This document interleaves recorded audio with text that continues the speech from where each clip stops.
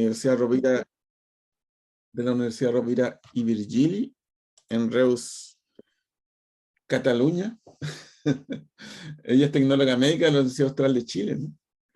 Y tiene su máster y doctorado en biomedicina de la Universidad Rovira i Virgili. Actualmente es docente del Instituto de Microbiología Clínica de la Universidad Austral de Chile. Así que muchas gracias, Fabiola, por participar de los coloquios del Colegio de Tecnólogos Médicos, la filial Valdivia. Así que tienes toda la platea a tu disposición. Voy a compartir pantalla.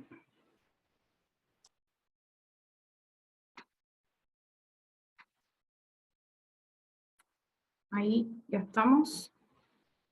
Se ve bien. Ya, primero que todo, agradecer la invitación para poder conversar de este tema, que si bien es cierto, no es muy común, como lo es los antibiogramas, creo que toma gran relevancia considerando los datos epidemiológicos que estamos obteniendo en relación a las enfermedades fúngicas, sobre todo las enfermedades fúngicas invasivas, ¿ya? Vamos a ver en términos muy sencillos, muy generales, todo lo referido a cuáles son los métodos disponibles que hay actualmente, tanto los de referencia como los comerciales, y posteriormente cuáles son los criterios que se ocupan para interpretar los resultados que nosotros obtenemos, ¿ya? Porque a diferencia de los antibiogramas, los antifungigramas, a pesar de que el espectro de antifúngicos disponibles es reducido, las interpretaciones de cada uno de ellos es bastante particular. Aquí tienen mi correo, por cualquier duda o consulta, posteriormente me pueden escribir, ningún inconveniente. La idea es poder ir compartiendo el conocimiento, ya de manera tal de que esta área, si bien no es poco explorada, está recién tomando como vuelo, ¿ya? ¿Para qué ocupamos los antifungigramas? ¿Ya? O en términos generales, ¿cuál es la utilidad de un test de susceptibilidad tanto para antibióticos como para antifúngicos? Primero que todo, en el caso de los antifúngicos, nos entrega los datos para tratamientos iniciales de micosis invasoras, ¿ya? Los antifungigramas generalmente están considerados para hacerse a partir de hongos filamentosos y levaduras que provienen de sangre o de sitios estériles, ¿ya? También estos datos que nos entregan este test nos sirve para cambiar un tratamiento en el caso de tener una falla terapéutica o en el caso de que la especie sospechada al inicio sea confirmada con otro nombre posterior a todo el tema de identificación, porque como sabemos los hongos filamentosos tienen un ciclo de vida un poco más lento, ¿ya? Y por lo tanto, al momento de realizar identificaciones preliminares, muchas veces la taxonomía ahí nos juega un poco una mala pasada y caemos en estos complejos de especies o en nuevas especies que no habían sido identificadas y que tienen perfiles de susceptibilidad bien particulares, ¿ya? En algunos casos los antifungigramas nos entregan información para dar un tratamiento específico. ¿En qué caso? En aquellos casos en donde tengamos cepas que son resistentes intrínsecamente, ya donde las opciones terapéuticas realmente son bastante reducidas y donde necesitamos identificar realmente que la opción terapéutica disponible va a ser realmente eficiente al momento de administrársela al paciente. Y también tenemos todo lo relacionado al aspecto epidemiológico, ya que influye en las políticas antimicrobianas que puedan tener ciertos centros, ya en donde por una parte vamos a tener la epidemiología tanto de los agentes infecciosos, ya cuáles son los hongos más prevalentes, sus perfiles de susceptibilidad y de resistencia, y a su vez nuestros datos van a permitir entregar información relevante para sostener un stock de esos medicamentos para que estén disponibles para los pacientes que llegan a esos centros, ¿ya? También tenemos estas técnicas que nos ayudan a evaluar nuevos fármacos, nuevas combinaciones de fármacos. Últimamente, en los últimos 5 años, ha surgido una nueva tendencia de probar lo viejo como lo nuevo y probar moléculas que tienen otras funciones ¿ya? No sé si alguien puede apagar el micrófono para que no haya interferencia. ¿Ya? Estamos intentando, Sí. hay mucha gente. Son gajes del oficio, así que no se preocupen. ¿Ya? Entonces, estas técnicas también nos ayudan a evaluar si moléculas como, por ejemplo, la sertralina en su momento fue probada porque pudiese tener un efecto colateral antifúngico, en su momento hace como unos 5 o 6 años también se probó como una molécula capaz de inhibir el crecimiento antifúngico asociado a otros antifúngicos, ¿ya? Y estas técnicas nos ayudan a evaluar realmente si existe actividad o no, ¿ya? Y obviamente nos ayuda la investigación clínica. ¿Qué métodos tenemos actualmente? Tenemos los métodos de referencia y tenemos sistemas comerciales, ¿ya? Los métodos de referencia son laboriosos, principalmente los asociados a microdilución. Tenemos como dos guías principalmente, que es la norma americana y la norma europea. Con el transcurso de los años, estas normas han ido como equilibrando y equiparando criterios con el fin de, en próximos años, tratar de llegar a tener un documento de referencia único a nivel mundial, ¿ya? Pero sin embargo, los resultados que se obtienen, a pesar de que uno norma los procedimientos en Europa y otro en América, ya tanto América del Norte como América del Sur, los resultados se correlacionan bastante bien, ¿ya? Tenemos por otra parte también los sistemas comerciales, ¿ya?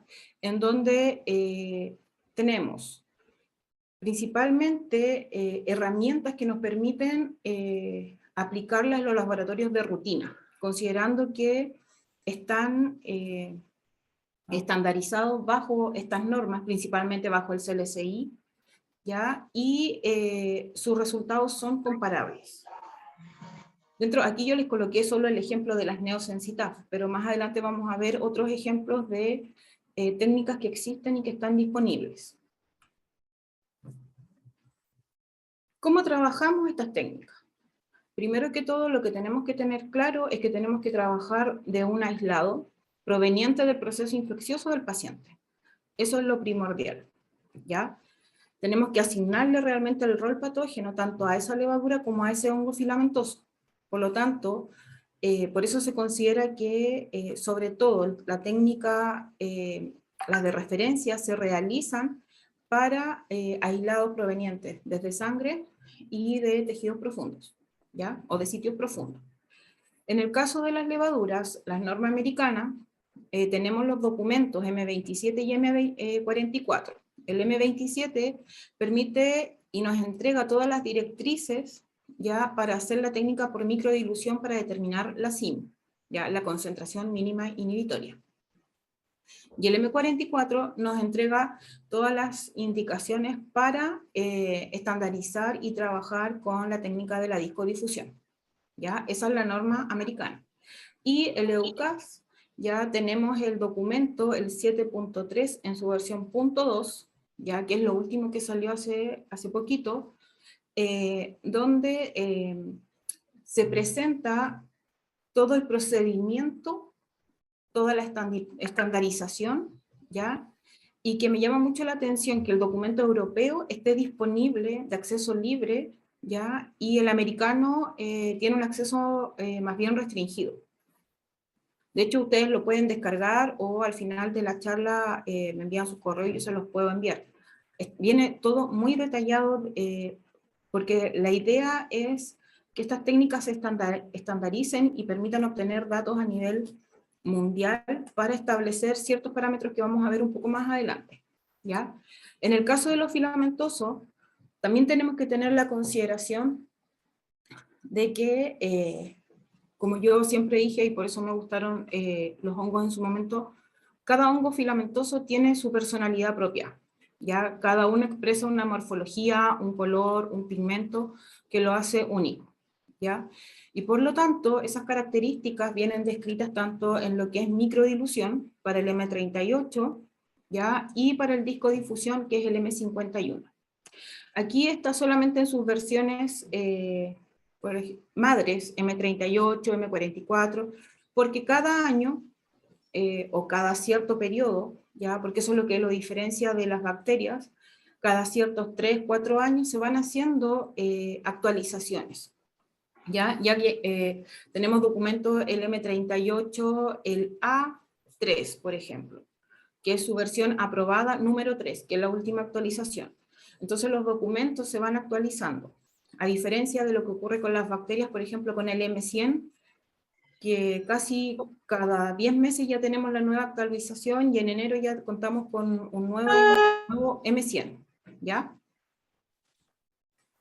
Tenemos los sistemas comerciales. Dentro de estos sistemas comerciales tenemos más opciones para las levaduras, considerando de que tienen un ciclo de vida mucho más, no sé si la palabra es corto, pero un periodo de reproducción que permite obtener resultados máximo en 72 horas, ¿ya? Y también el aislado clínico, a partir de la muestra, es a las 24, máximo 48 horas, donde la podemos tener en su forma ya macroscópica, que nos permite visualizarla en la placa, ¿ya? Dentro de estos sistemas comerciales tenemos las placas del Sensititre, ya que es la placa colorimétrica que vemos en el lado izquierdo y que está para levaduras, ¿ya? En donde se homologa la técnica de la microdilución, solamente que viene preparada o viene, entre comillas, con ciertas combinaciones. Por ejemplo, probar una equinocandina con una sola, para una cepa y en múltiples concentraciones, ¿ya? También tenemos el sistema Vitek, ¿ya? Las tarjetas Vitek, y también las galerías, el ATV Fungus, ¿ya?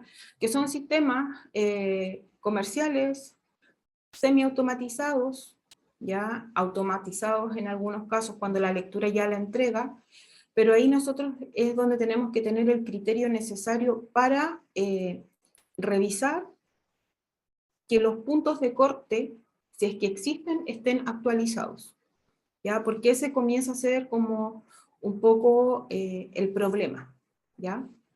Y por otra parte tenemos lo que es el ITES, ¿ya? Y las tabletas o el disco rosco, ya como se conoce, para determinar por disco difusión para los hongos filamentosos.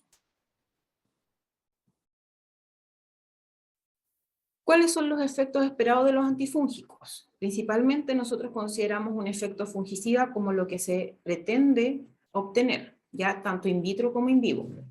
¿Y qué implica el efecto fungicida? Una reducción del 99,9% de las unidades formadoras de colonia, ¿ya? Y eso vendría a determinar nuestra concentración fungicida mínima. Es decir, la célula fúngica muere. Podemos determinar el efecto fungicida nosotros en el laboratorio, por ejemplo, si trabajamos con disco difusión.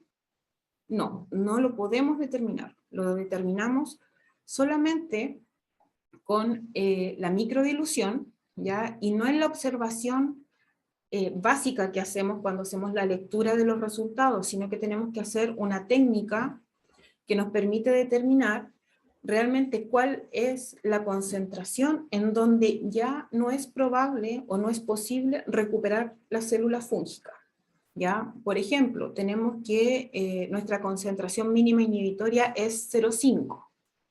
Entonces, lo que yo tengo que hacer es sacar un volumen entre 10 a 20 microlitros de las concentraciones inhibitorias mínimas superiores, o de las concentraciones antifúngicas superiores. Si mi última concentración donde yo observé desarrollo fue 0,5, tengo que sacar 20 microlitros o 10 microlitros del 1, 20 microlitros del 2, del 4, del 8, del 16, y ver realmente dónde se logra una inhibición completa, es decir, dónde ya no obtengo más crecimiento. Y esa es nuestra concentración fungicida mínima, ¿ya? ahí realmente estamos seguros de que el efecto de ese fármaco es fungicida. En el fungistático tenemos una reducción del crecimiento fúngico, ¿ya? Pero esta célula se puede recuperar, ¿ya? Y eso en clínica tiene varias aristas, como por ejemplo, cuánto tiempo tengo que prolongar un tratamiento en un paciente para lograr la reducción o la alteración de la morfología del hongo para que su sistema inmune realmente venga a hacer el trabajo de eliminarlo, ¿ya? Por otra parte, los efectos fungistáticos, como se describen para las equinocandinas con los hongos filamentosos, como con Aspergillus principalmente, nos entrega algunos resultados un poco erróneos al momento de interpretar, por ejemplo, la prueba del beta-glucano. ¿Por qué? Porque el beta-glucano va a seguir estando presente y no va a disminuir en concentraciones, ¿ya? Entonces, ese biomarcador no nos va a permitir determinar si la infección realmente está retrocediendo o se mantiene. Entonces, aquí es donde nosotros tenemos que empezar a jugar con cuál es lo óptimo que se quiere evaluar y qué es lo que nosotros realmente vamos a informar al clínico, ya considerando que muchas veces trabajamos en directa conexión con ellos, porque obviamente a nosotros nos van a pedir cómo interpretar esos resultados y él, en base a lo que nosotros expliquemos, va a tomar la decisión de cuál va a ser el mejor medicamento para administrarle al paciente. Y aquí es donde comenzamos a tener estas como disyuntivas en donde, ¿qué pasa cuando nosotros observamos que hay un efecto in vitro, pero nos avisan de que hay falla terapéutica, es decir, que el paciente empeora o que incluso muere? Entonces, esto pasa no tan solo en antifúngicos, sino que también pasa para los antibacterianos. Entonces, este test de susceptibilidad, ¿qué nos va a entregar? Nos va a entregar un dato, ya, en donde podemos tener dos opciones.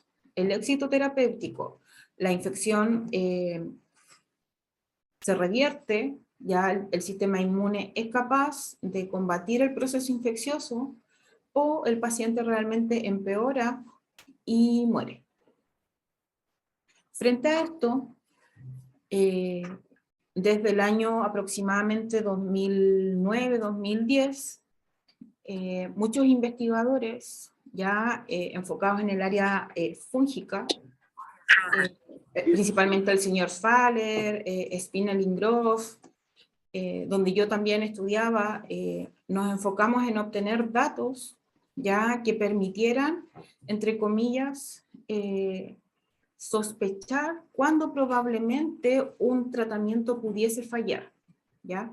Y aquí surgen ciertos conceptos que son súper clásicos para las bacterias, ¿ya? Pero que no son tan conocidos y que en el caso de los hongos, al tener tan restringido el arsenal farmacéutico, ya son datos bien relevantes. ¿Qué muestra este gráfico? ¿Ya? Aquí lo que nosotros tenemos es una cantidad de aislados, ¿ya? Y esos aislados son probados, por ejemplo, con un antifúngico en particular. La estadística es la madre como de todas las ciencias, lamentablemente para quienes se nos dificulta un poco la bioestadística, pero cabe mencionar que increíblemente los datos que nosotros podemos obtener de una cantidad de aislados determinados va a presentar una distribución tipo gaussiana, de campana, ¿ya? Se distribuyen, ¿cierto?, dentro de un rango, ya lo que nosotros determinamos susceptible en el sentido de que no solamente es una SIM la que marca un resultado de susceptibilidad, sino que es un rango, ¿ya? Entonces, todo lo que se encuentra dentro de esta curva, ya que aproximadamente involucra el 95% de las cepas, se clasifican como cepas wild type o salvajes. ¿Qué significa eso?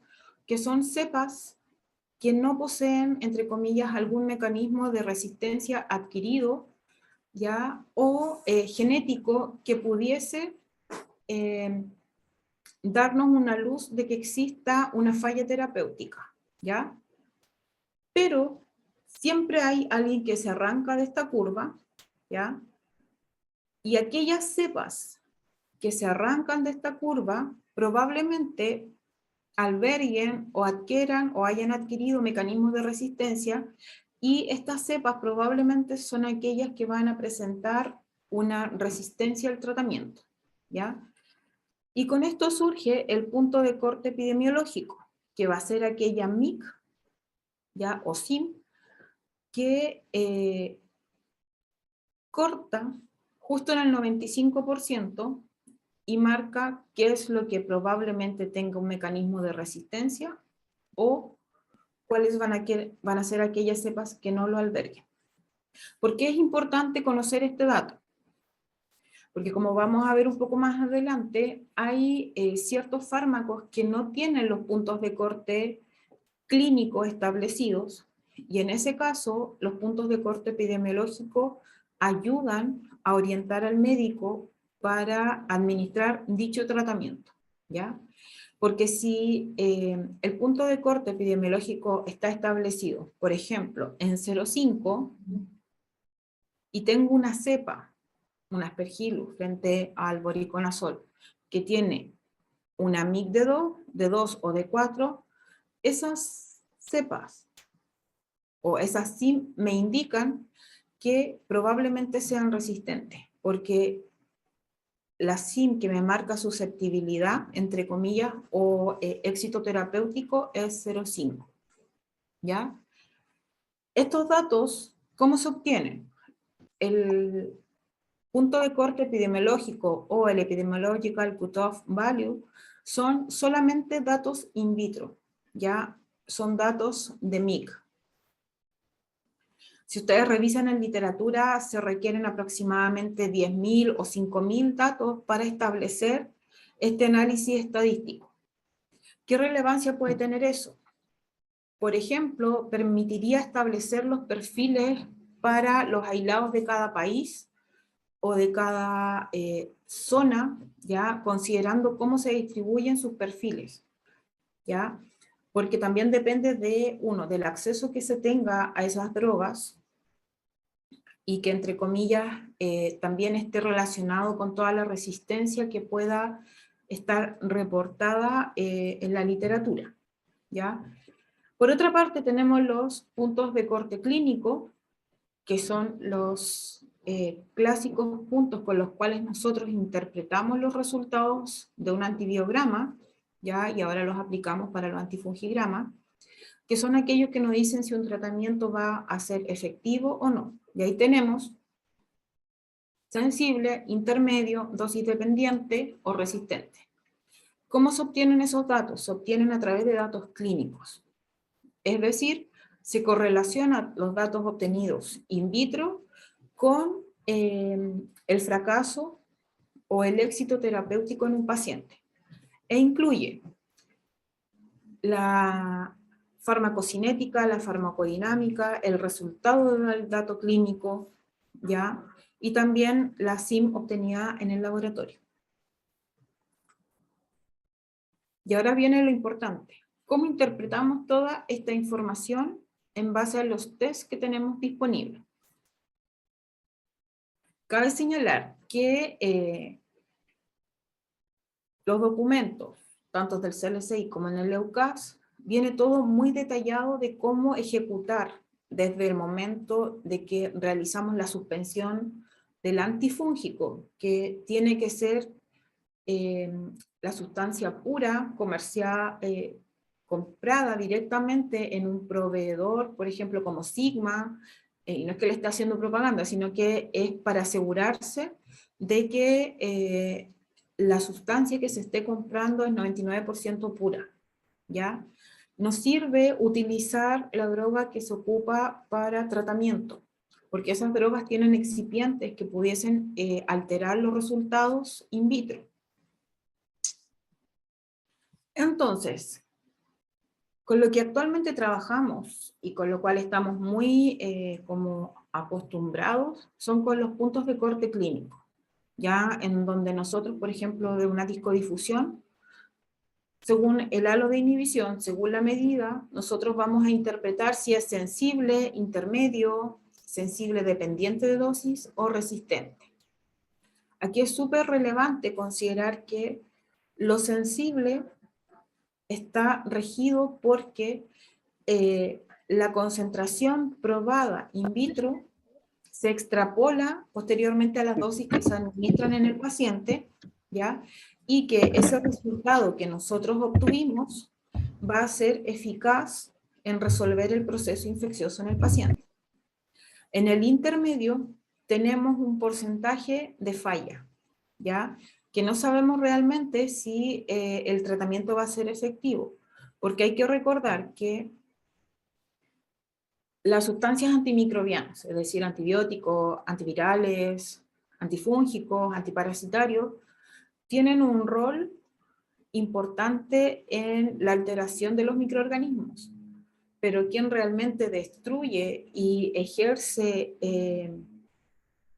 la magnífica y maravillosa función de eliminar el microorganismo es tanto el macrófago, los neutrófilos, todas las células fagocíticas, ya para poder resolver la infección directamente. Los antimicrobianos son una ayuda potente, ¿ya? También tenemos el concepto de sensible dependiente de dosis y que ahí va a estar sujeto a la escalada de medicación que se le dé al paciente. ¿Ya? Siempre se parte de la dosis que no tiene efecto tóxico y siempre hay un rango. ¿Ya? Por ejemplo, en las equinocandinas se parte con una dosis de carga, por ejemplo, de 70 miligramos por 70 miligramos y luego se puede bajar a 50 miligramos, ¿ya? En el paciente. Creo que esa es la dosis de caspofungina, si mal no recuerdo. Entonces, la primera golpe que recibe el microorganismo de dosis es bastante alta y posteriormente, una vez que se deja el microorganismo un poco dañado, la dosis se puede bajar, ¿ya? Y tenemos aquella concepto que asusta bastante cuando tenemos un resultado resistente. ¿Por qué? Recordemos que el armamento antifúngico es bastante reducido. Entonces, si tenemos, por ejemplo, un azol resistente, eso me condiciona toda la familia de azoles, ya sea boriconazol, posaconazol, que son ya los de segunda generación. Entonces ahí tenemos que cambiar de familia. Y ahí tenemos que considerar qué opciones tenemos. Tenemos anfotericina, tenemos las equinocandinas, pero ahí también tenemos que considerar cuál es la condición del paciente. Si tiene falla renal, no le podemos dar anfotericina. ¿Ya? Entonces son aspectos que se van asociando a cómo es la situación del paciente y por eso que estos puntos de corte clínico se establecen en base a los resultados, entre comillas, in vivo, ya de los resultados clínicos obtenidos con los pacientes a los cuales se someten a esos tratamientos antifúngicos. Con respecto al punto de corte epidemiológico, ya como yo les mencionaba, va a ser aquella concentración mínima inhibitoria que nos va a separar esos aislados salvajes, ya que son sin mecanismo de resistencia, de los no salvajes, que tienen mecanismos de resistencia adquiridos, ya, nos va a ayudar para decidir si un antifúngico podría ser utilizado. Entre comillas, no predice la respuesta al tratamiento, pero sí nos orienta, y es la herramienta epidemiológica para monitorear la emergencia de resistencia, ¿ya? Y algo muy importante, si existe el punto de corte clínico, no se usa el punto de corte epidemiológico, ¿ya? ¿Cuáles son los conceptos que tenemos que considerar al momento de interpretar un antifungigrama?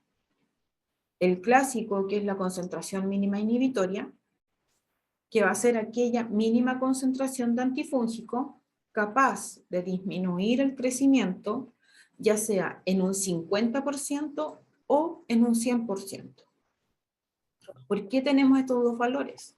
Porque va a estar asociado al tipo de antifúngico que nosotros estemos probando. ¿Ya? Y también tenemos otro concepto que es la concentración mínima efectiva, que va a ser aquella concentración mínima capaz de generar alteraciones en la estructura de la pared fúngica del hongo. Por lo tanto, la concentración mínima efectiva se determina solo en hongos filamentosos, ya con las equinocandinas. ¿Por qué? Porque las equinocandinas son los fármacos que actúan a nivel de pared fúngica, alterando la síntesis del beta-glucano.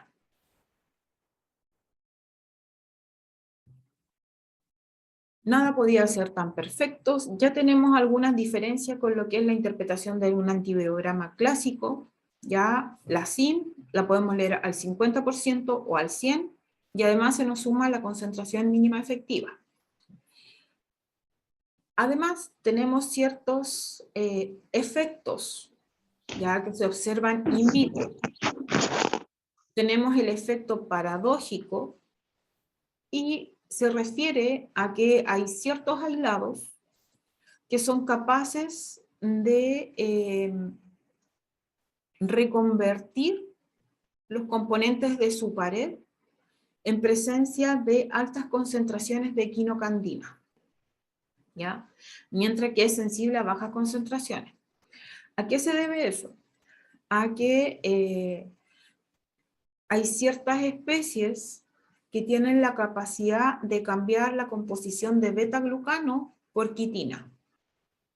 Y obviamente las equinocandinas no son efectivas sobre la quitina, ¿ya? ¿Qué es lo que ocurre? Por eso es importante leer nuestros resultados de acuerdo a la curva de crecimiento de los hongos. A las 24 horas, primera lectura, y ya la segunda lectura, máximo a las 48 horas. Si hay algún hongo que tenga una tasa de crecimiento mucho más lenta, se puede llegar a leer hasta el tercer día, considerando sí cuál fue el resultado del primer día. ¿Ya? Aquí lo podemos observar en la gráfica, en donde a partir de nuestro estadio inicial, con el cual hacemos el inóculo, que se hace con conidios, ¿ya? Vamos a tener que cuando se encuentra con el antifúngico, evidentemente el antifúngico, en este caso la equinocantina, va a alterar la transformación de conidio a célula vegetativa.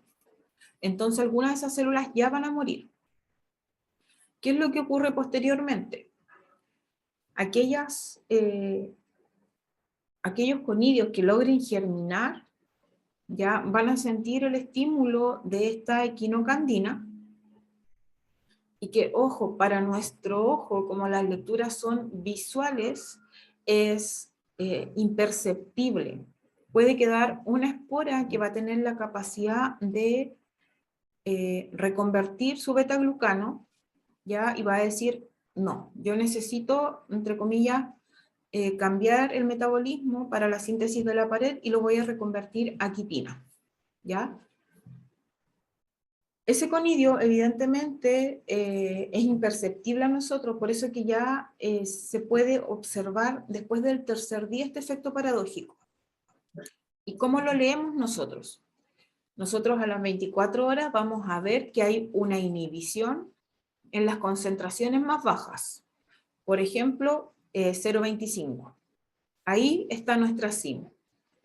Pero resulta que como tenemos que incubarlo hasta las 48 horas, a las 48 horas vamos a ver que se mantiene con la inhibición hasta el 0,25, pero luego comienza a crecer sobre 4 o sobre 8. Y ahí lo primero que uno sospecha es, esto está contaminado. Ya. Ahí es donde uno tiene que tener la capacidad de interpretar dicho resultado y determinar si realmente es una contaminación. ¿ya? Por eso que estos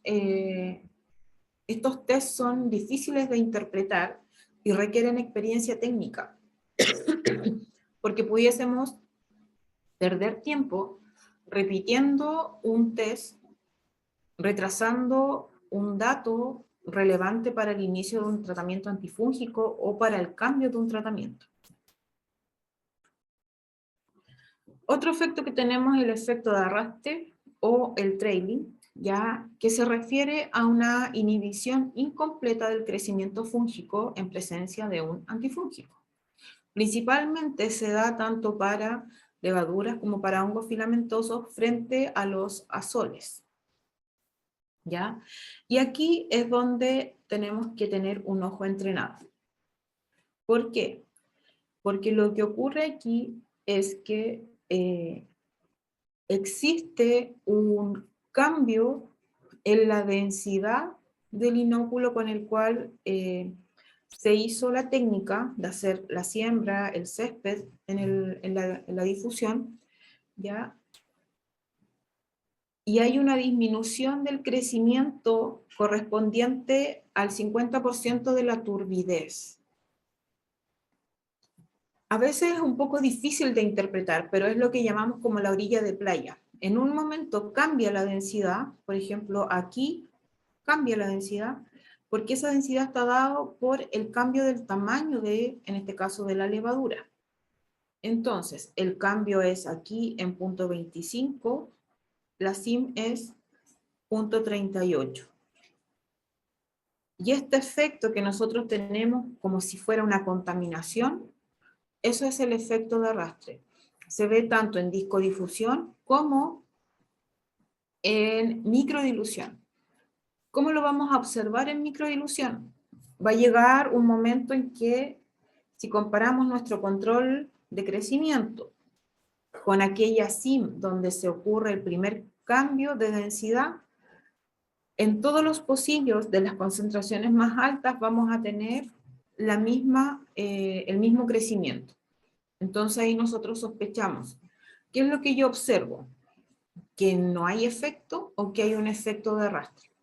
¿Ya? Luego lo vamos a ver en algunas imágenes para que quede más claro, ¿ya? Porque a simple vista es súper difícil de asimilarlo, y para eso se requiere hacer la técnica muchas veces para entrenar el ojo y determinar cuándo es efecto de arrastre, cuándo es contaminación, ¿ya? O cuándo es resistencia. Y entramos a analizar un poco los documentos. ¿Ya? En el documento de referencia para los filamentosos, en el M38, se mencionan los factores críticos que tenemos que considerar al momento de montar esta técnica.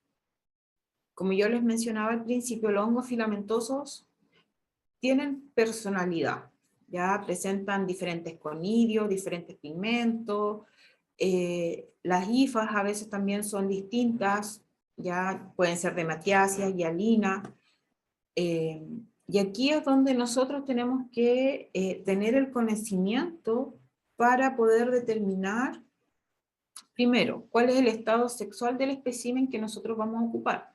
Si vamos a ocupar conidio, ¿cuál es el estado sexual del hongo?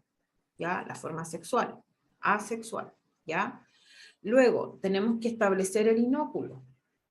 Es una concentración estándar, ¿ya? Que va entre 1 a 5 por 10 elevado a 6 como inóculo inicial, pero si tenemos, por ejemplo, conidios de Aspergillus, de Alternaria, de Curvularia, van a haber factores que van a alterar esa concentración, ¿ya? ¿Por qué? Los conidios de Aspergillus son mucho más pequeños en relación a uno de Alternaria, ¿ya? Entonces, para alcanzar la concentración de 1 por 10 elevado a 6, en densidad óptica, vamos a tener que colocar muchos más conidios de gran tamaño para alcanzar esa concentración, ¿ya? En relación a las Aspergillus. También las hifas o los conidios de Matiacio también alteran la lectura. Entonces tenemos que considerar inóculo, composición, el tamaño, ¿ya? Los antifúngicos. cuáles vamos a usar, para cuáles está estandarizada la técnica, la concentración en la cual se usa, desde qué rango hasta qué rango, qué solubilidad tiene, si se disuelve en agua o en dimetilsulfóxido, ¿ya? Cuáles son las temperaturas y los tiempos de incubación, porque no es lo mismo incubar un zigomicete que incubar un aspergillus. Y aquí tenemos un ejemplo. Antes de que se estandarice por densidad óptica, había que hacer el recuento manual. ¿Cómo se hace el recuento manual? El recuento manual se hace con cámara de Neubauer. Ya nosotros preparamos nuestras diluciones y contamos, bueno, hay diferentes técnicas de contar, pero principalmente lo que es más fácil es contar en la cámara, en los cuadrantes que son de los leucocitos, ya sobre todo en aquellos conillos que son un poco de mayor tamaño. Y ahí nosotros calculamos nuestro promedio de conidios en una suspensión. Evidentemente, como ahí o han surgido muchos datos, lo que se logró fue estandarizar con el fin de no tener que estar realizando el recuento manual para cada aislado que nosotros tenemos que evaluar, ¿ya? Imagínense lo que implica para el CLSI testar 1000 aislados al día, y si tuvieran que contar los 1000 aislados, la misma persona en cámara de Neubauer, ¿ya? Obviamente el desgaste visual sería muy elevado, terminaría con jaqueca, ya las últimas lecturas quizás no tendrían la misma o el mismo valor que las primeras lecturas, porque al tener la visión cansada se pueden malinterpretar algunos artefactos. Entonces, lo que se hace o lo que se hizo en una instancia fue estandarizar, ¿ya? Contar manual y estandarizarlo para ciertos hongos que son los más frecuentes. Por ejemplo, para Aspergillus y Paecilomyces, el rango que se acepta de densidad óptima a 530 nanómetros es de 0,09 a 0,11, ¿ya? Y ahí nos aseguramos que estamos dentro del rango de 10 elevado a 6. En Sporotrichenki va de 0,09 a 0,13, al igual que para la Exofiala dermatitis. Para los Fusarium, los Rhizopu y otros Zygomycetos, entre 0,15 y 0,17, es decir, necesitamos más densidad óptica, porque necesitamos más conidios, porque los conidios son más grandes que los de Aspergillus, ¿ya? Y si ustedes observan, aquí con bipolaria y alternaria, aquí casi se duplica los valores en relación a Aspergillus. ¿Por qué? Porque son hongos melanizados y los conidios son mucho más grandes, ¿ya? Con estos resultados, estas densidades ópticas se obtienen un inóculo del rango de 10 elevado a 6.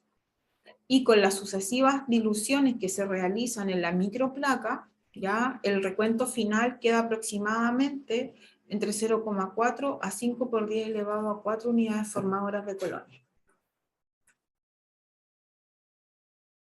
Yo les comentaba que en el CLSI también se menciona los antifúngicos, las concentraciones, los disolventes. Y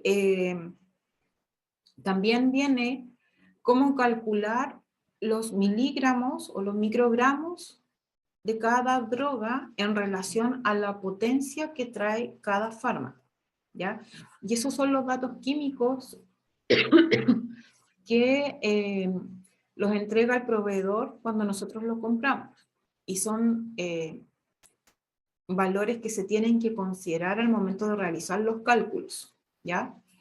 Las concentraciones se refieren al rango en el cual se evalúan los antifúngicos, ¿ya? Y eso también está condicionado por, entre comillas, los perfiles de susceptibilidad que se han ido reportando. Los disolventes, como ya les decía, puede ser dimetilsulfóxido o agua destilada estéril, ¿ya? Esto es para la microdilución, en donde tenemos una placa de 8 por 12 pocillos, ya de 96 pocillos. En esta placa, nosotros podemos probar 7 aislados. ¿Por qué?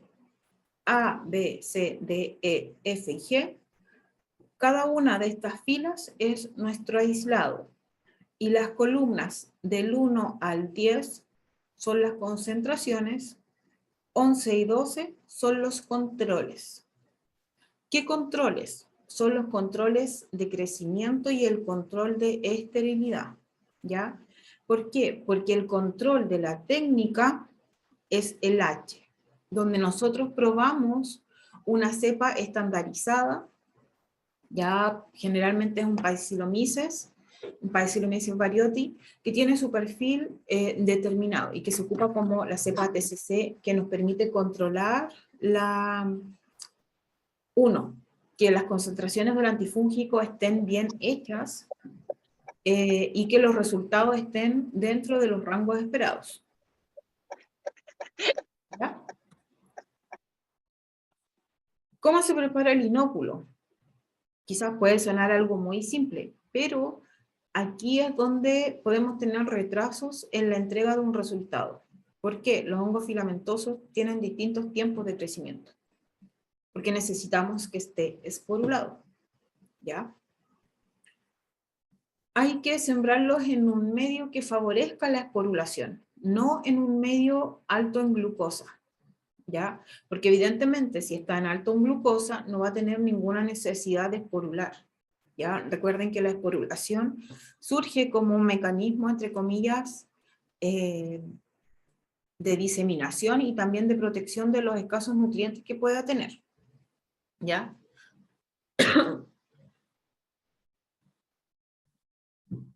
La temperatura ambiente generalmente, incluso algunas pueden crecer hasta 30 grados, ya para lograr un proceso más acelerado, de 7 a 10 días dependiendo del hongo. Se hace una suspensión con suero fisiológico para tratar de mantener la osmolaridad ya de la suspensión y que las células no se lisen, ¿ya?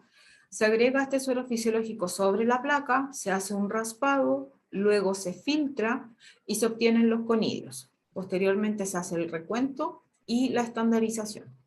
Evidentemente, si nosotros tenemos una baja carga de trabajo en relación a cuántas muestras tenemos que analizar en un día, podemos hacer el recuento en cámara, ¿ya?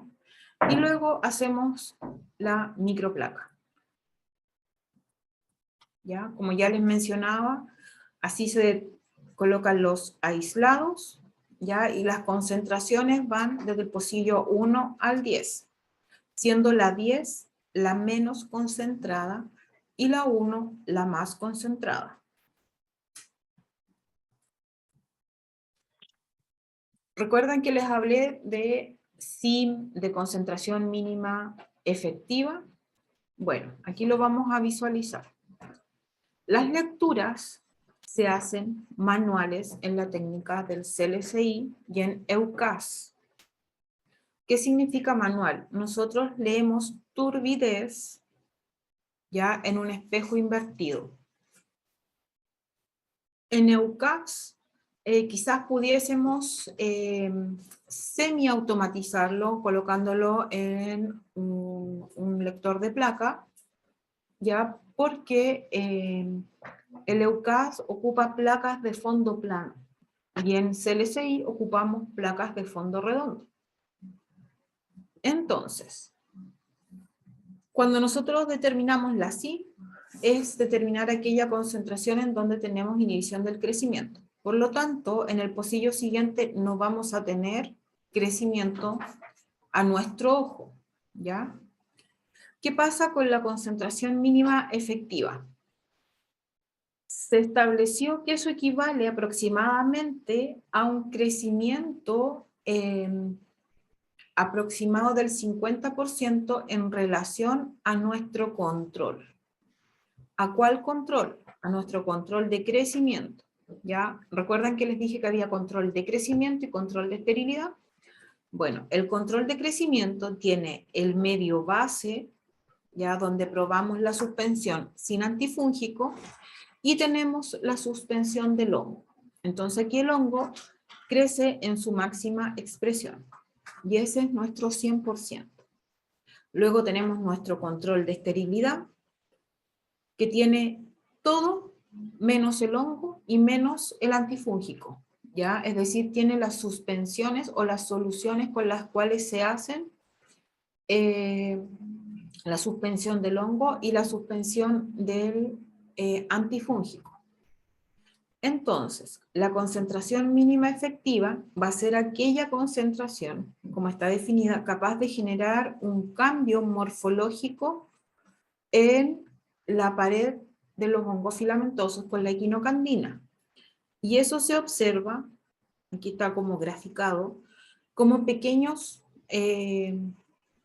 nudos, o motas, ¿ya?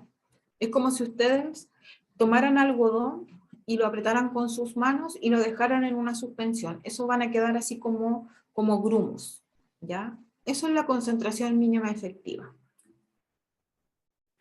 ¿Cómo crecen los hongos filamentosos normalmente? Forman filamentos. Forman como si tuviéramos algodón disuelto en agua, pero no compacto, ¿ya? Ese es lo que ustedes ven acá, es un crecimiento normal. ¿Cuál es la concentración mínima efectiva? Ahí pasa muy rápido, pero no sé si lo alcanzan a notar. De ahí le vamos a cambiar la animación. Se ven como si fueran como estrelladas, ¿ya? Ya se forman así como grumos. Y eso es lo que nosotros leemos como el cambio morfológico en las hifas de estos hongos filamentosos, ¿ya?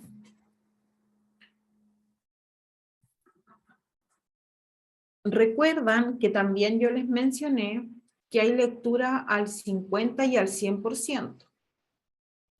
Aquí se nos vuelve a complicar un poco el panorama. ¿Por qué?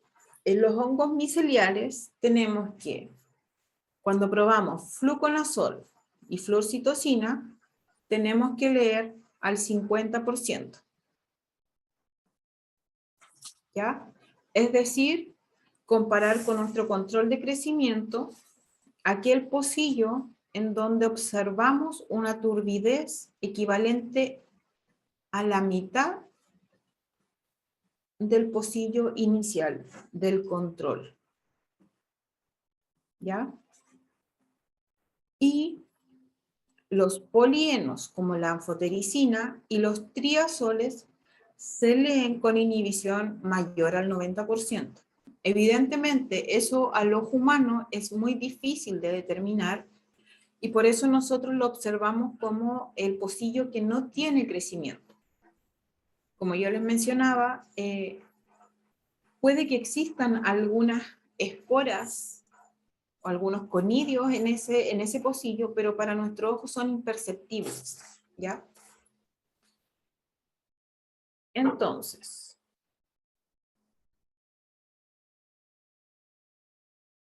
polienos y triazoles al 90%, ¿ya? Si observamos este pocillo nos vamos a dar cuenta que la turbidez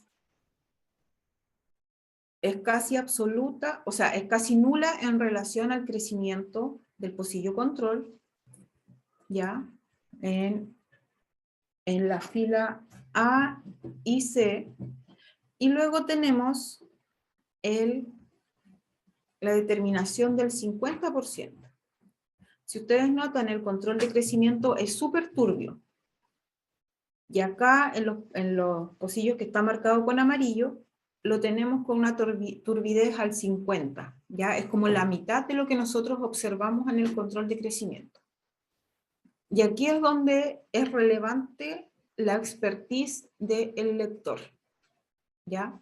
Porque la interpretación que uno le puede dar tiene que estar acorde al antifúngico que uno está evaluando y si está con un hongo miceliar o filamentoso o una levadura, ¿ya?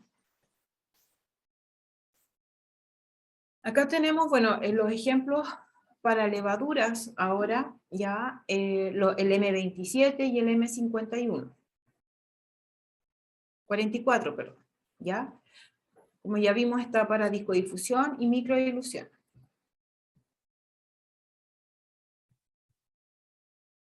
Principalmente viene descrito para Cándida y para Cryptococcus.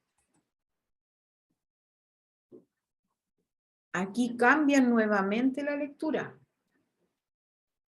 Para los azoles, las equinocandinas y la florcitosina, tenemos una inhibición del 50% o más comparado con el control de crecimiento.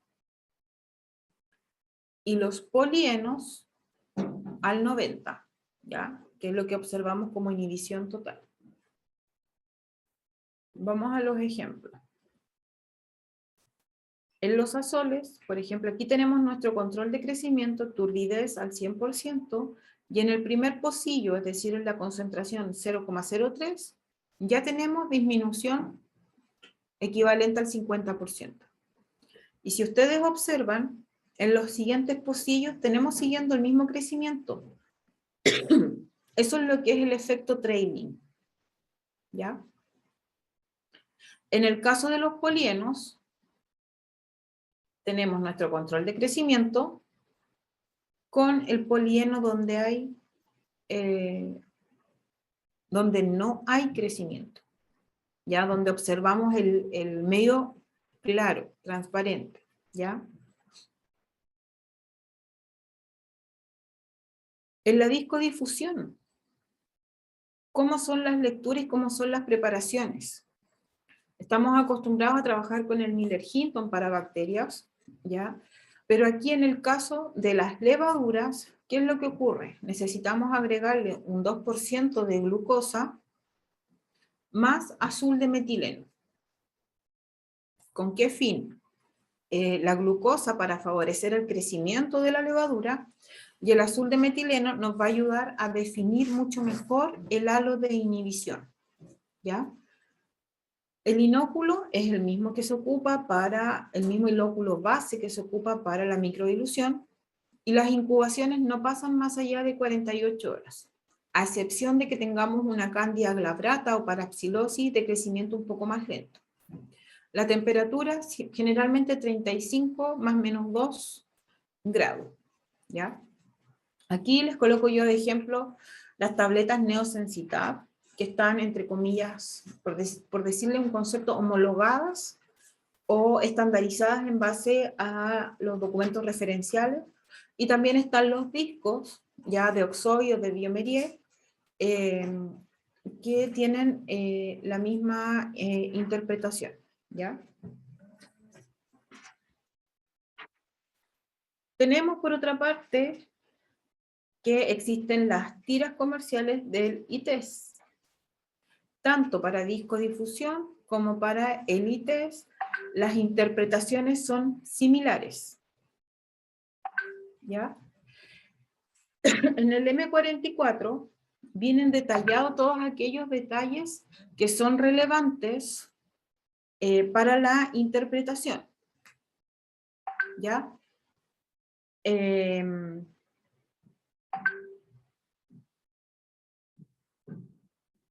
¿Qué son importantes? Las concentraciones de la droga,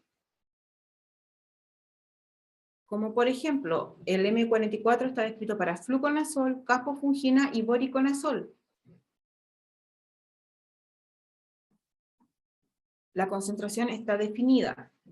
Viene definido el medio, glucosa más azul de metileno, el inóculo, ¿ya? La incubación, y como yo les mencionaba para parapsilosis, como el detalle, y para glabrata también. La lectura también es visual. Aquí tenemos una imagen, ¿ya? Un típico antifungigrama de discodifusión, en donde eso sería lo ideal, ¿no es cierto? En el halo de inhibición, donde no hay crecimiento, hacemos la lectura. Eso es lo ideal. Pero ¿qué sucede acá? A simple vista podríamos interpretarlo como una contaminación, pero no, eso es el efecto trailing, ¿ya? ¿Dónde leemos? Tenemos que leer en aquella zona donde se produce el cambio de densidad del inóculo, Y ahí determinamos nuestro halo de inhibición. Y con esa medida nosotros interpretamos. No se puede descartar en una eventualidad de que en algún caso de que se dé una situación así, podamos sospechar de una contaminación. ¿Cuándo podríamos sospechar de una contaminación? Cuando tenemos, por ejemplo, una colonia de color distinto o de apariencia distinta, como por ejemplo que se vea más rugosa. Ahí lo que tenemos que hacer es determinar si corresponde a la misma, al mismo microorganismo, ¿ya? La misma levadura en este caso. ¿Ya? Aquí lo tenemos nuevamente definido y aquí demarcado tenemos el cambio de densidad y aquí tenemos estas colonias más pequeñas. Eso para aquellos que se leen al 50 o con este efecto trailing. ¿Qué pasa con la anfotericina? La anfotericina, tanto para hongo filamentoso como levaduriforme, se lee al 100. Y cualquier colonia que surja dentro del halo de inhibición se interpreta como resistente. ¿Ya? Acá la técnica es como más drástica, ¿ya? Se revisan las colonias del halo, si corresponden a la misma levadura, se informa resistencia a Anfo-B. Uno pudiese decir, bueno, podemos repetir el ensayo. Claro, se puede repetir, pero lo más probable es que al otro día vuelva a ocurrir el mismo efecto, ¿ya? Y recuerden que el retraso en un resultado puede afectar el inicio oportuno de un tratamiento y puede condicionar la falla terapéutica.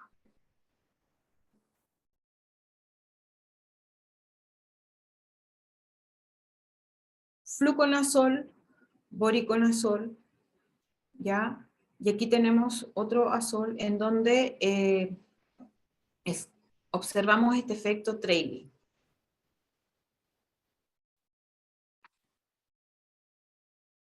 En el caso de las tiras de ITES ocurre lo mismo. En este caso, en el ITES del lado izquierdo, ya tenemos un halo limpio, que es lo que idealmente pretendemos o soñamos con obtener a las 24 horas, ¿ya? Para tener una lectura clara y precisa. Esto es anfotericina. Esto es ideal porque nos indica que no habría ninguna cepa resistente. Lo no ideal es lo que tenemos acá a mano derecha, ¿ya? Hay más de un aislado y obviamente esta cepa es resistente. Con los azoles, ¿ya? También ocurre lo mismo, y como ustedes observan, varía. ¿Y por qué varía? Puede variar de una cepa a otra o puede variar de una especie a otra, ¿ya? Por eso que, como yo les comentaba al principio, todas las cepas fúngicas de una misma especie pueden distribuirse en una curva de Gauss. No necesariamente todas van a presentar la misma SIM. ¿Ya? Acá nuevamente tenemos el ejemplo. En este caso lo tenemos para un filamentoso. Aquí tenemos para caspofungina. ¿Qué leemos para equinocandinos? Leemos la MEC. Y esta MEC nosotros la visualizamos como este cambio de turbidez, ¿ya? Porque aquí no vemos el hongo en suspensión, ¿ya? Por lo tanto, aquí, ¿qué es lo que observamos? Es como esta alteración en el desarrollo y que, entre comillas, uno pudiese considerar similar al efecto trailing, pero no es efecto trailing. En este caso, es la determinación del cambio morfológico de la MEC asociado al efecto de un antifúngico, la equinocandina, contra un hongo filamentoso. Anfotericina siempre es halo al 100%, al igual que los azoles.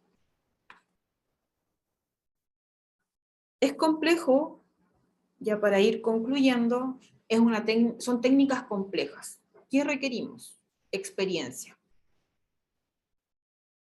Experiencia tanto para hacer las placas, tanto para preparar inóculo, tanto para leer los resultados y para interpretarlos, ¿ya? necesitamos tener conocimiento de los mecanismos de acción de los antifúngicos, saber si actúa en pared, en membrana o a nivel de síntesis de ácido nucleico, ¿ya?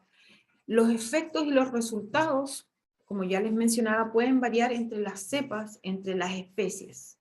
Por eso es necesario tener la preparación para poder interpretar un resultado, porque yo les aseguro que cada cepa puede dar un resultado distinto, ¿ya?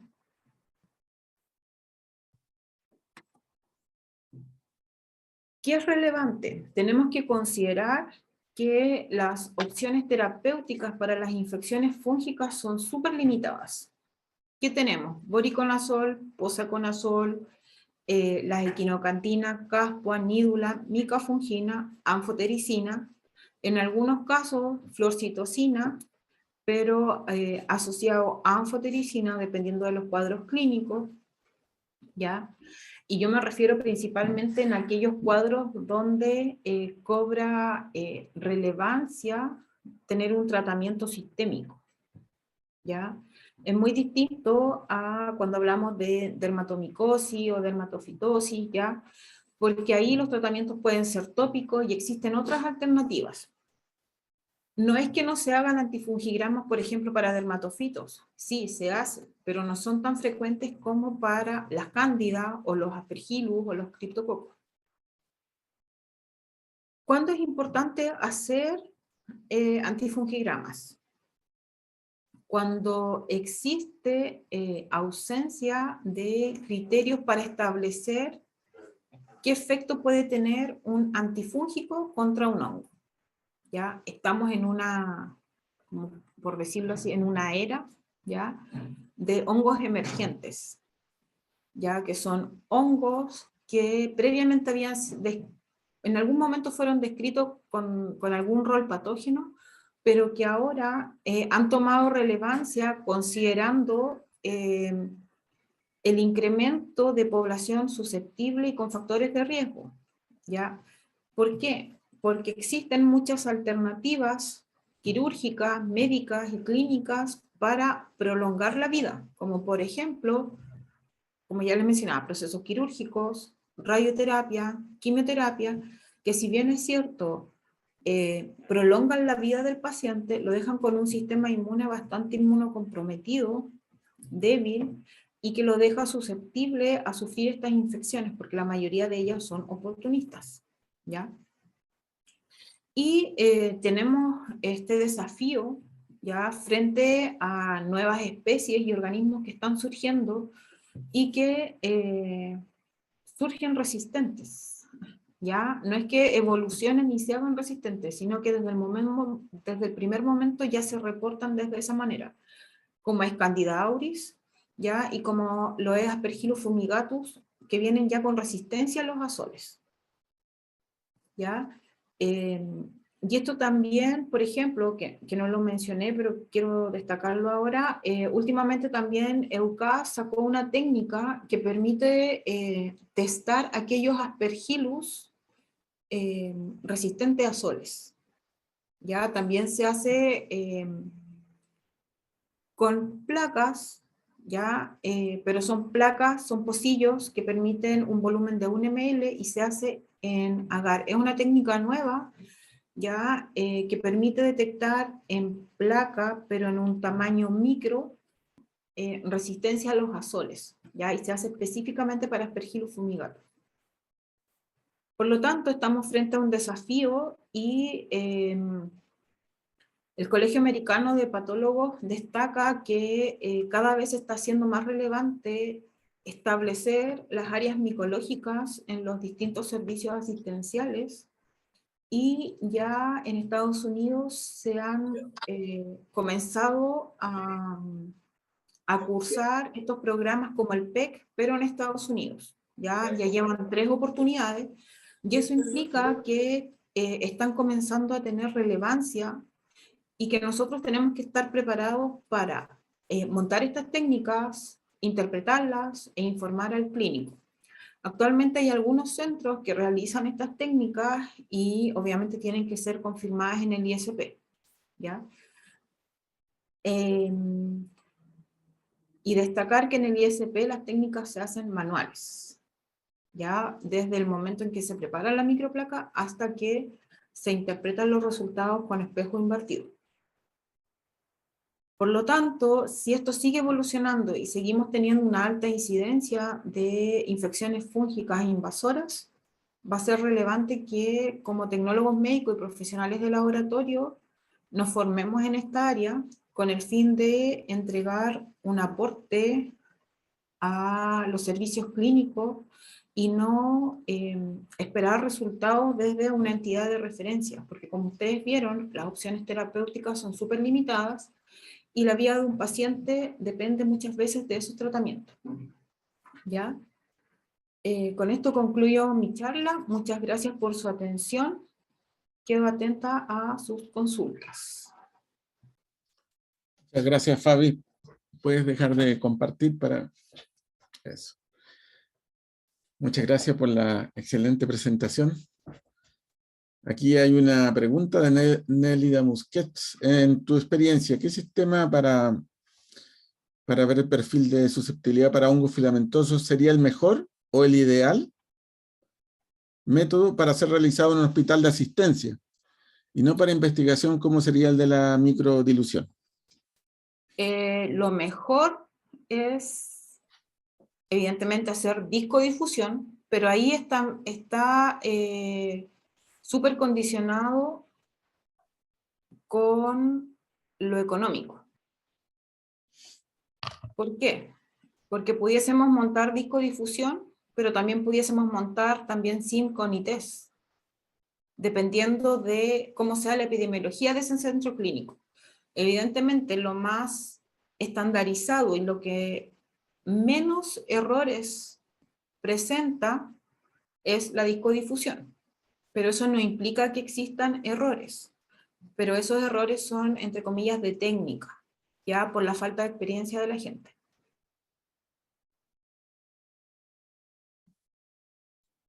Aquí hay muchas felicitaciones, hay como 15.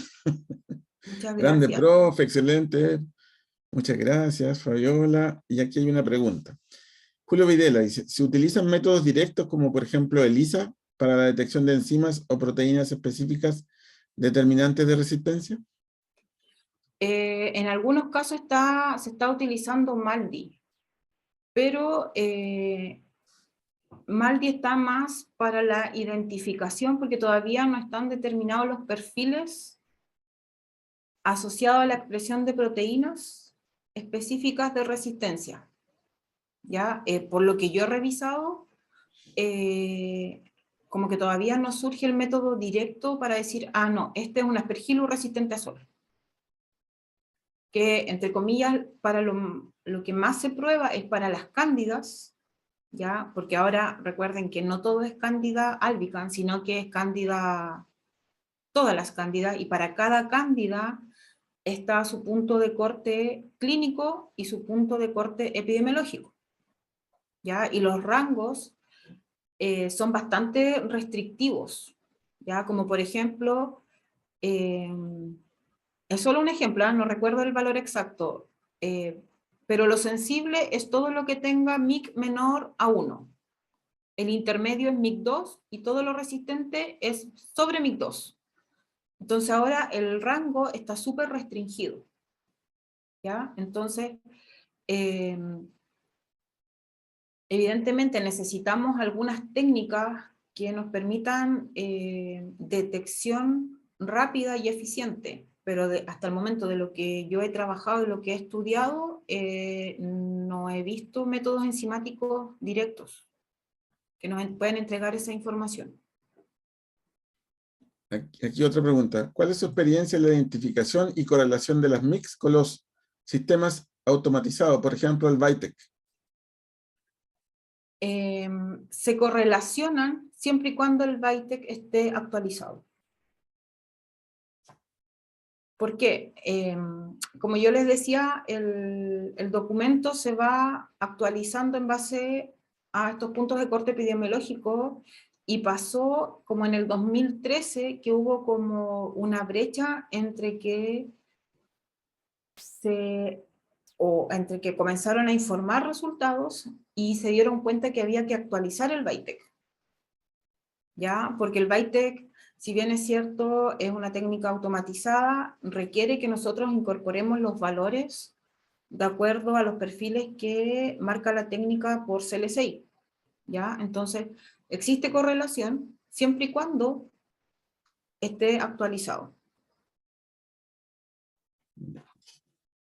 Oye, ¿y ese sistema, el Sensi-Titre, es muy caro? ¿Tiene buena correlación también con microdilución, o no? Es muy bueno, es fácil de ocupar, pero es carísimo. ¿La lectura es al ojo, sí, colorimétrica? Es colorimétrica, que uno la puede hacer al ojo, pero también se puede pasar por un lector de placa. El tema es que cada placa es para un organismo, Ya. es para una cepa. Entonces, a ver, hace unos, no me sé el valor actualmente, pero antes costaba, no sé, unos 40.000, 50.000 pesos una placa. Mm. Una. Hace como unos 8 años atrás. No sé si con la demanda ha bajado el precio, porque el tener una alta demanda también condiciona que o suba el precio o que baje. Eso depende del proveedor, que es Thermo Fisher, ¿ya? Pero ahí también depende de qué es lo que se quiera probar, porque como yo les decía, viene con combinaciones bien particulares, ¿ya? Viene una equinocandina con un azol, o la equinocantina, que es... puede venir capofungina, nidolafungina, el voriconazol y la anfo. Y a medida que van aumentando los antifúngicos en la placa, también aumenta el valor. Ya. Oye, ¿y estas tabletas Neosensitab están bien, tienen buena correlación con el... Tienen buena correlación y de hecho las descripciones que hay es que son mucho mejor que los sensidiscos. ¿Por qué? Porque son, a ver, el término, no sé si es el más correcto académicamente, pero son más aperradas. ¿Por qué? No necesitan estar refrigeradas. Tienen una vida útil mucho más larga ya que un sensidisco. Pueden estar almacenadas a temperatura ambiente. Ya. Y ¿Ya? Neosensitab está en Chile, ¿no? Sí. Sí. Las famosas roscos. Vamos a Rosco. Sí. No sé si hay más preguntas. Si quieren pueden levantar la mano también para hacer sus consultas directamente.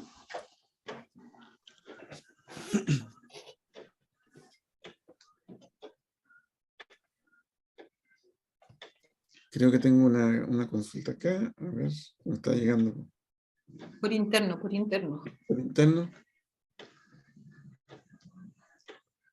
Dice, los usuarios de los sistemas automatizados deben solicitar a la empresa que cada año actualice los puntos de corte de CLSI.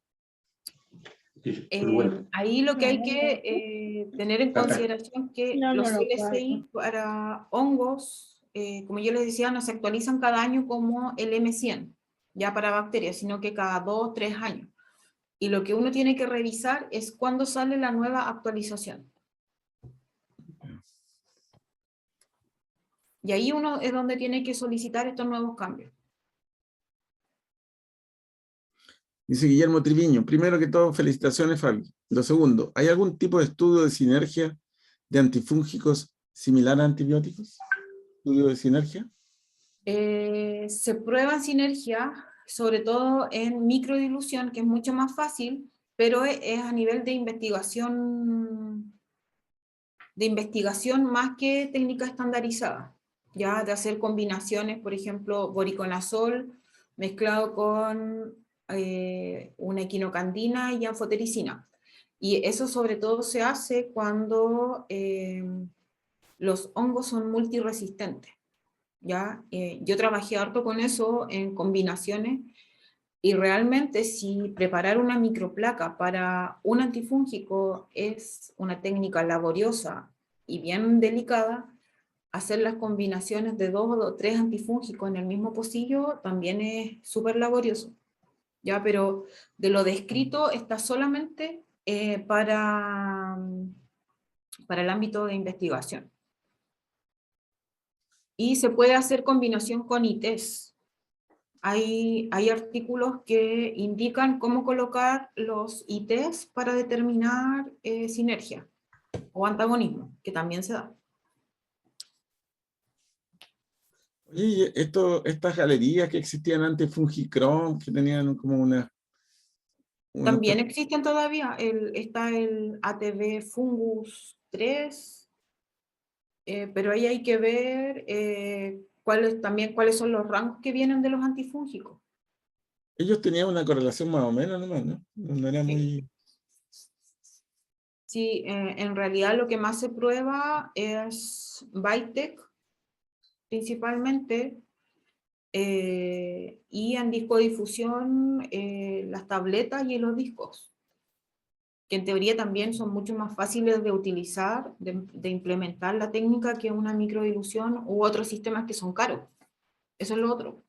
Necesitas un equipamiento extra aparte de el cultivo o de realizar la suspensión. ¿Y cuándo un clínico pediría un antifungigrama? Cuando ¿Cuánto? el tratamiento empírico no le funciona. Ese principalmente es como el momento en el que el clínico pide el antifungigrama. No se pide como de rutina. Entonces, uno de los criterios es utilizarlo cuando falla el tratamiento, ya cuando el paciente no está respondiendo, o cuando llega la identificación final del organismo. Por ejemplo, una candidiasis vulvovaginal recurrente, o sea, una mujer que presenta unos 9 episodios de candidiasis vulvovaginal y que lo esté tratando con fluco. Debería pedirlo ya en la segunda recurrencia. Ya. Y ahí tiene que cambiar de medicamento, de fármaco, o sea, de familia. Ya. Porque generalmente hay resistencia cruzada. Cabe destacar que es súper importante saber la condición genética de la levadura. Por ejemplo, si es con Candida glabrata, cuando hay un fallo con un azol, ahí no se puede volver a la familia azólica, hay que cambiar de familia. Porque como es un material genético haploide, la resistencia se transmite inmediatamente a la siguiente generación. En el caso de Candida albicans, como es diploide, se puede ir generando una cierta tolerancia al fármaco. Y van a ir quedando algunas cepas tolerantes al fluco, por ejemplo, en esos tratamientos, y que después ya van a ser resistentes y no las van a poder tratar. Bueno, importante también la candidiasis vulvovaginal es que el médico solicite un examen, porque a veces dan terapia empírica Sí, solamente, que primero soliciten el examen, que no se hace. que no sea así terapia empírica, ¿no? Que el Sí. ginecólogo solicite el pedido de identificación del agente fúngico. Aquí hay una mano levantada, Mario Pérez. Mario, ¿puedes hacer tu pregunta directo?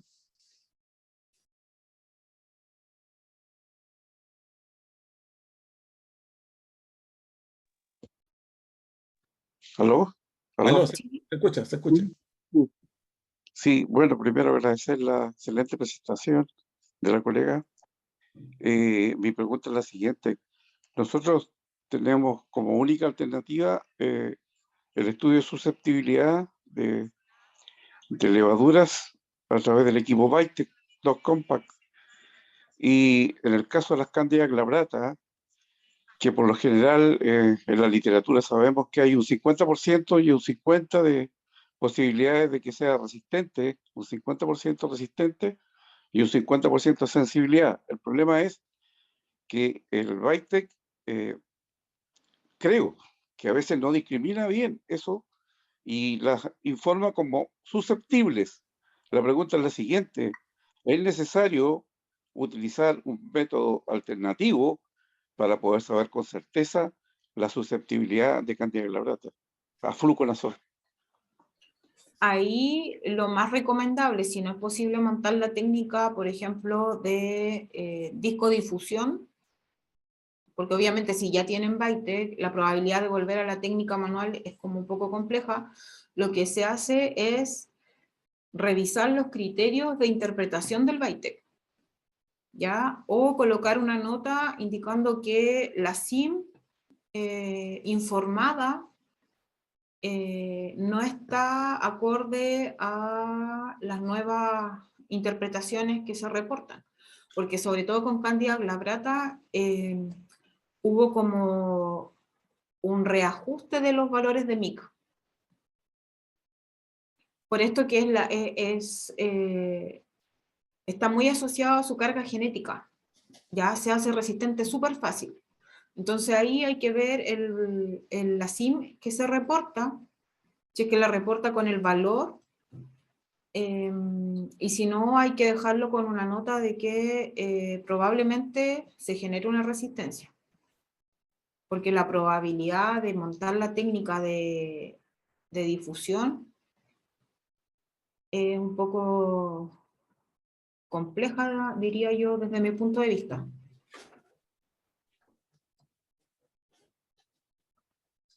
Si tiene Glabrata, no le daría ni una sola. No. Se hace resistente súper rápido. Ahí veo que Claudio tiene una pregunta. Dice, Cándida en hemocultivo hay que hacer antifungigrama sin que lo pida el clínico. En los casos que vienen de sangre y zonas estériles, si el laboratorio tiene montada la técnica, hay que hacerlo.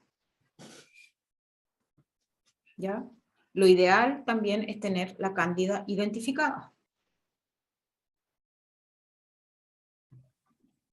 Sí, eso es muy importante. Nosotros como tecnólogos médicos, si nuestros hospitales o laboratorios no tenemos cómo hacer un perfil de susceptibilidad, tenemos que identificar hasta nivel de especie. No podemos entregar nunca una identificación de una cándida como cándida SPP, porque conocemos y sabemos cuáles son las levaduras que tienen perfil de resistencia. Por lo tanto, si no tenemos nada, lo mínimo es identificación hasta nivel de especie. Sí. Si pueden hacer las dos cosas juntas, ideal, porque así van entregando, entre comillas, el informe parcializado al médico, que se entrega el perfil mientras está la identificación en proceso, y es el médico el que tiene que tomar la determinación si realmente da el tratamiento empírico establecido por las guías de tratamiento o espera la identificación. Y evidentemente cuando ya llega el hemocultivo por sospecha de cándida, el médico ya le dio tratamiento empírico.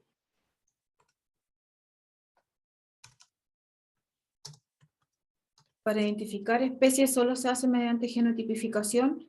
No necesariamente. Tienes las pruebas fisiológicas que te orientan. Ya en el caso, por ejemplo, de Candida auris, donde un cromogénico da bastante raro, ahí hay que entrar a ocupar otras pruebas complementarias.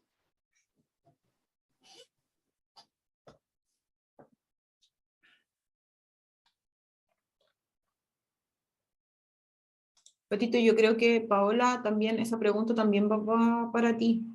La identificación de las cándidas, por ejemplo.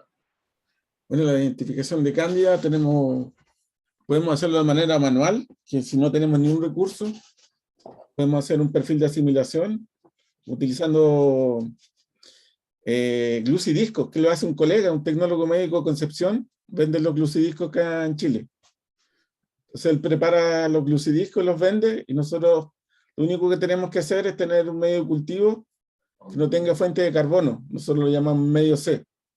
Le compramos los glucidiscos al colega y podemos hacer una cosa bien simple. Y ahí con eso podemos llegar a nivel de especie. O sea, eso es lo más simple que tenemos. Después tenemos las galerías comerciales, API, ID32. Después tenemos los equipos automatizados, Bytec, Phoenix, Microscan. Y después tenemos los Malditov, que la gran mayoría de los hospitales públicos de Chile ya tiene Malditov. Y al final, el secuenciamiento. El secuenciar ahora es muy fácil, muy barato. O sea, secuenciar un gen de un hongo cuesta 8.000 pesos, 9.000 pesos. Así que no es una técnica cara. Entonces esa es toda la gama de técnicas que tenemos para identificar una levadura. Así que no se aceptan excusas de que un laboratorista, un tecnólogo médico informe como Candida spp. ¿Ya? Felipe, para las cándidas se puede usar cromo, pero hay que dejar en claro que los cromos son orientadores, no son diagnósticos. Y siempre tenemos que complementar ese diagnóstico.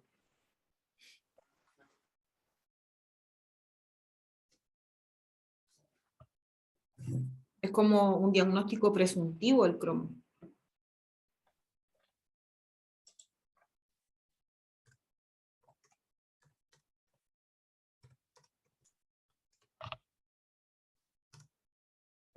Oye, para mí eso, el trailing siempre fue algo muy complejo, pero ahora lo entendí claramente. Así que, Sí, excelente. hay que tener ojo. Mucho Oye, ojo. ¿y qué tal los aceites esenciales ahora? Que se pueden implementar alguna técnica para ir viendo si tienen actividad o no. Sí se prueban. Es que hay que ver qué tipo de compuesto es, si está en fórmula, depende de la matriz, si es acuosa, si es aceitosa o si es etanólica. Ya. Yo pruebo extractos de plantas del bosque valdiviano que son en solución acuosa. Y el tipo de solución también condiciona si atraviesa o no membrana.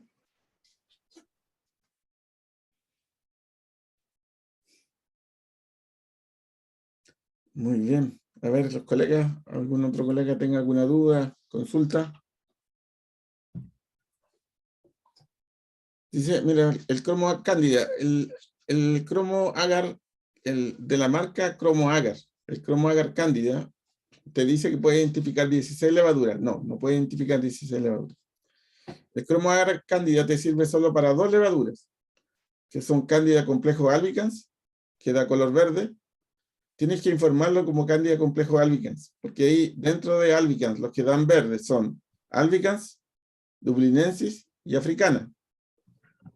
Para poder descartar africana tienes que hacer un microcultivo en agar arroz. Solamente Candida albicans y solamente dublinenses producen clamidoconidio. Y africana no da.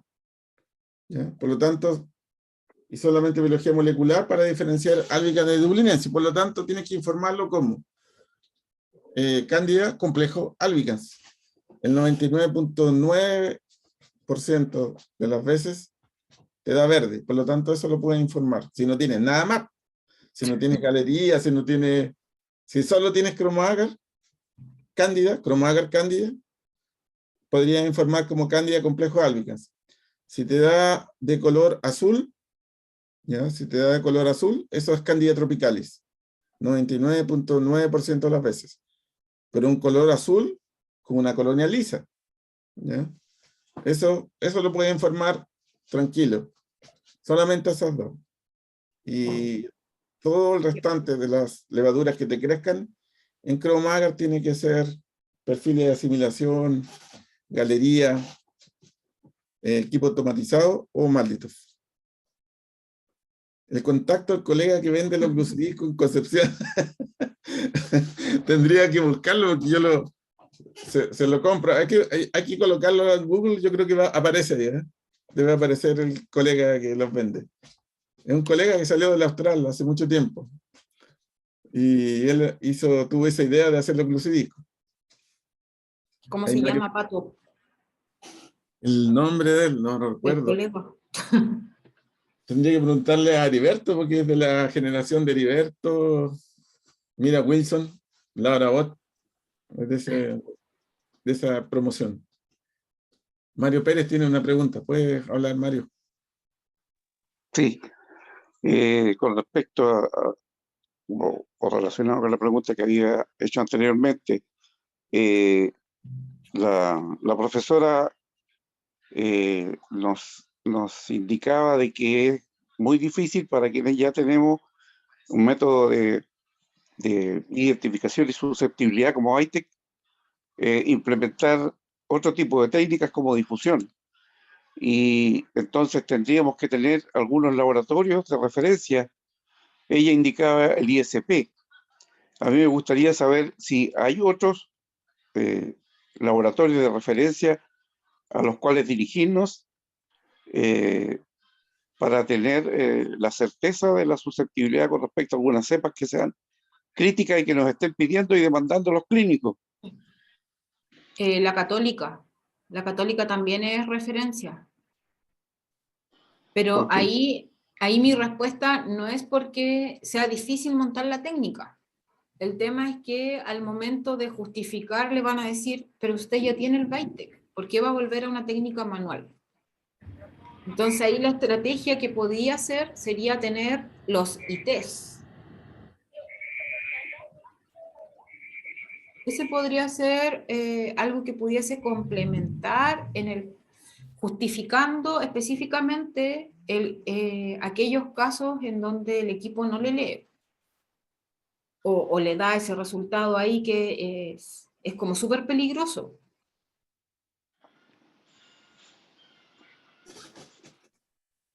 gracias.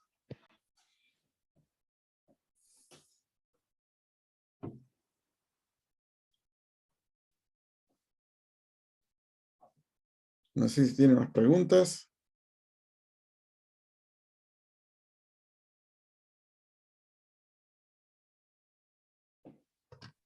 ¿Dudas? ¿Inquietudes? Si Aquí. provee disco difusión directamente del cromogénico.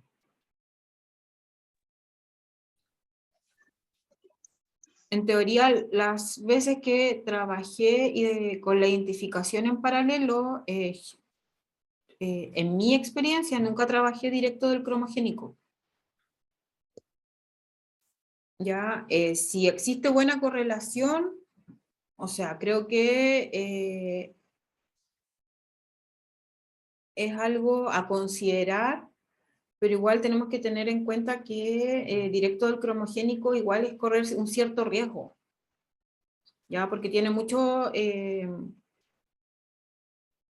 ¿cómo decirlo? Compuesto químico que pudiese alterar el desarrollo normal del microorganismo. Habría que ver si una vez que desde ese cromogénico se pasa al saburó y del saburó se hace la susceptibilidad, tienen los mismos resultados.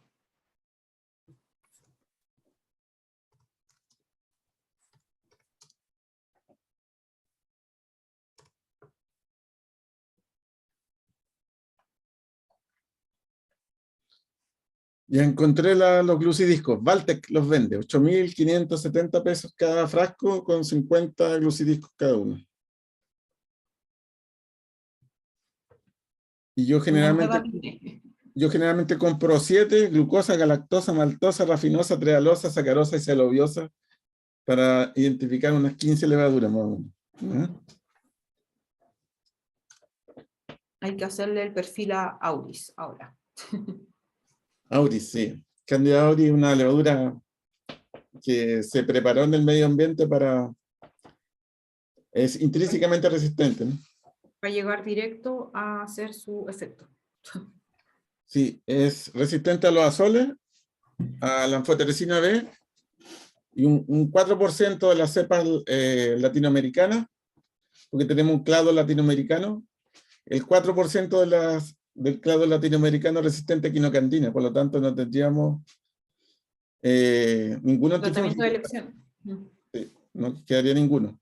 El tratamiento de elección para Auri es equinocandina, pero si nos toca el clado latino, estamos perdidos. Un 4% es resistente. Paola, ¿te refieres a la susceptibilidad para dermatofitos o los glucidiscos para dermatofitos? No, los glucidiscos para levaduras, ¿ya? Solo para levaduras. Para el perfil de asimilación. Y los antifungigramas también dentro del documento viene con su apartado para dermatofitos. Y ahí, por ejemplo, se agregan aquellos que no son de uso sistémico, como por ejemplo terbinafina o ketoconazol. También está descrito la técnica para esos antifúngicos.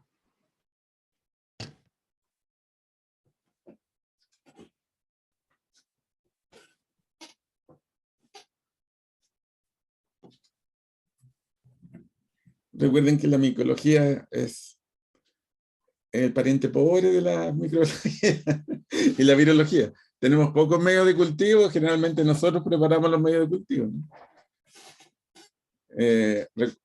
Por ejemplo, los hongos filamentosos, como la gente de mucormicosis, son hongos que crecen en altas concentraciones de azúcar.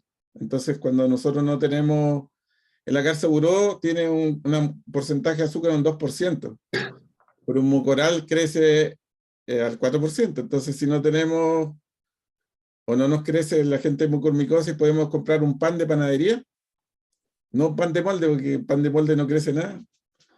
Un pan de panadería, le sacamos el corazón, la miga, lo colocamos en un tubo de ensayo, lo colocamos en la autoclave y ahí sembramos el material. Y ahí va a crecer la gente mucormicosis, ¿ya? O un poco de zapallo. Un poco de zapallo también.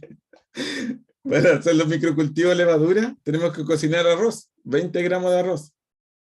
Y cuando hagan los microcultivos de levadura, para observar si tienen pseudohifa, clamidoconidio, eso se tiene que mantener a temperatura ambiente, no a la temperatura que le gusta a la levadura.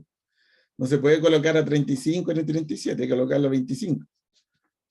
¿Ya? Hay que darle una mala condición para que la levadura pueda producir los clamidoconidios. ¿Ya? Y eso Para se que porulen algunos hongos es agar papa zanahoria.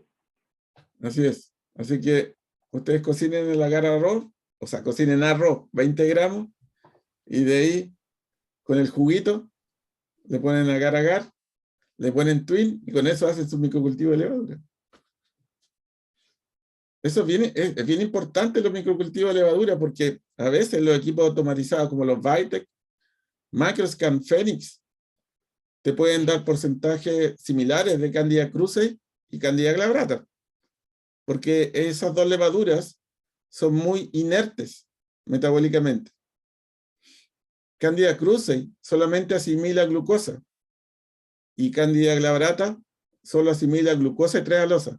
Y por eso que el Vitek los puede confundir y te da 50 y 50. Y para poder diferenciarlo, ustedes usen un microcultivo en agar arroz. Candida glabrata solo tiene blastoconidios y Candida krusei tiene pseudohifa. Solamente con esa técnica pueden diferenciarlo. Una cosa fácil y barata, ¿no? Sí. Ahí está Mario. Sí, de nuevo yo. La consulta es la siguiente. Tenemos casos, ¿cierto? Bueno, la mayoría de las Candida albicans ahora la informamos como Candida complejo albicans. La pregunta para nuestra maestra es ¿cómo se ha comportado la susceptibilidad de Candida albicans? O si ella tiene estudios de susceptibilidad de Candida albicans en hospitales o en pacientes críticos, si se ha encontrado resistencia a la Candida complejo albicans, o cómo se puede hacer eso. Sí. Acá en Chile los datos los maneja netamente el ISP.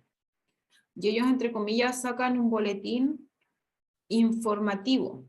¿Ya? Yo no sé si les ha llegado, entre comillas, la guía de manejo de candidiasis invasora, porque, entre comillas, se supone que toda cándida de proceso invasivo tiene que ser enviada al ISP para su susceptibilidad y confirmación de especie.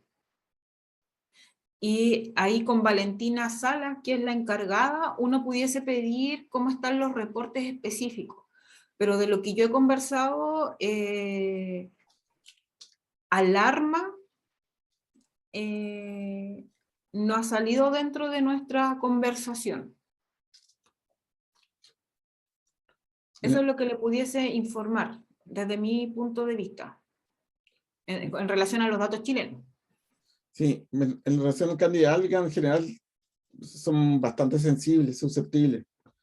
Lo único que yo he visto resistencia a soles, principalmente en pacientes VIH en Brasil que utilizaba mucho fluconazol oral. Entonces era refractario a terapia producto del uso y abuso del fluconazol.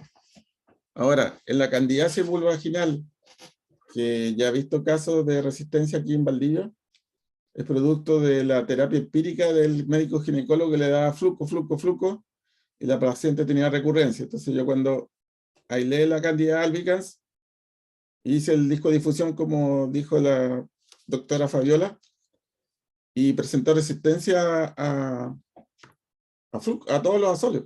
Era una cepa de Candida albicans resistente a todos los azoles, pero esa resistencia es secundaria, producto del abuso. Entonces, esa paciente tiene que dejar de tomar inmediatamente fluco y pasar para otro, como una nistatina, un tratamiento con un polieno, como un óvulo de nistatina. Si esa paciente no tiene más contacto con el fluco, esa Candida albicans se va a tornar sensible nuevamente, pues, con el tiempo. El riesgo está ahí que ojalá esa paciente no tenga ningún factor predisponente ni ninguna enfermedad de base para que esa cándida se transloque desde epitelio vaginal a sistema sanguíneo o a otro nicho biológico. Porque si esa paciente llega a tener una candidiasis o una candidemia por la resistencia a flujo, ahí sería una alarma. Pero ahí no sería de una cándida, entre comillas, sistémica naturalmente resistente, sino que es producto de la exposición netamente. Así que Mario, tranquilo, que el complejo albicans es sensible, solamente se torna resistente con el abuso de los azoles. Pero una resistencia transitoria. Gracias.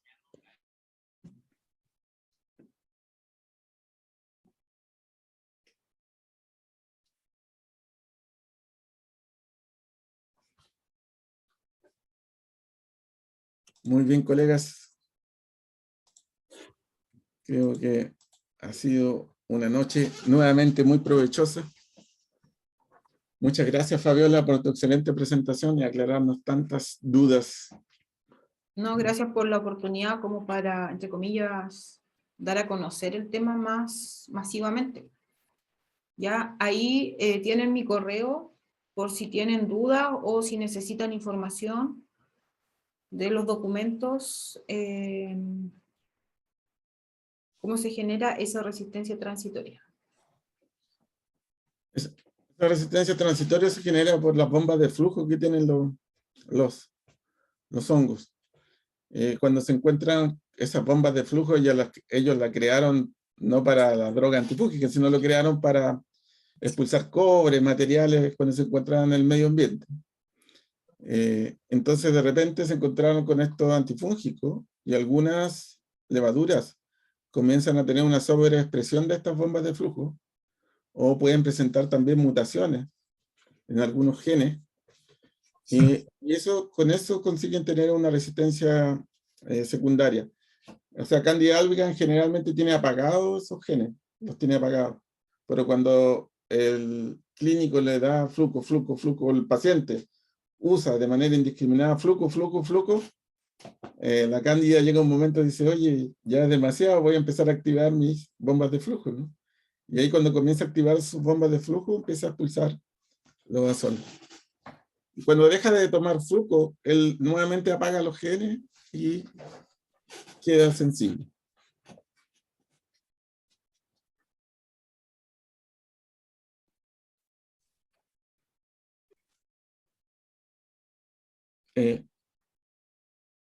Eso. Gracias, Fabiola, excelente presentación. Gracias. Por ahí les dejé mi correo por si tienen dudas o si necesitan material. Ahí pueden escribir, que creo que es más fácil que ustedes me escriban que yo pueda tener sus correos y mandarles la información. Ya pues, muchas gracias, Fabi.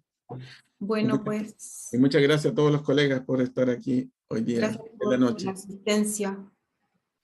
Sí, 68, llegamos a 68, 69 personas. Bien, un abrazo a todos.